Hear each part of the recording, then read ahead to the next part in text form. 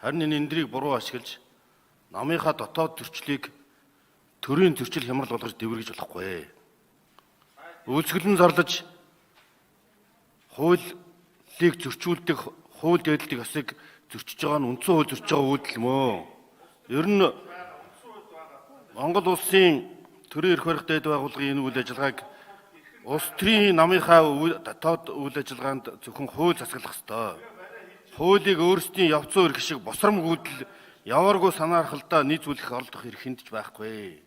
Одоо та бүхэн энийгээ болоо. Дотоод зөрчил хагалт тэмцлээ Монголын төрд нялзааж төрийн хууль зөрчгийг шаардаж буруу зөрүү мэдээлэлээр ард түмнийг төөрөлдүүлж бужигнуулах эмх замбраагүй байдал руу түлхийг оролдож байгаа нь энэ үйлдэлээ нэн даруй зогсоохыг туваан дарга танаас шаардж байна. Улсын хурлын эндрийг буруу босромог мэдээлэлээр ард түмнийг төөрөгдүүлж болохгүй. Ардчилсан нам доторх эрх мэдлээ булаацалдсан албан тушаалын төлөө өсгөлэн зарлаж энэ хоёр хуваагц эрх мэдлээ хоорондоо дотроо уучраа энэ их хурл дээр энэ чинь шийддэг биш. Танаа намын дотоод зөрчлийг бид нар яаж энэ их хурлаа шийдэх юм бэ?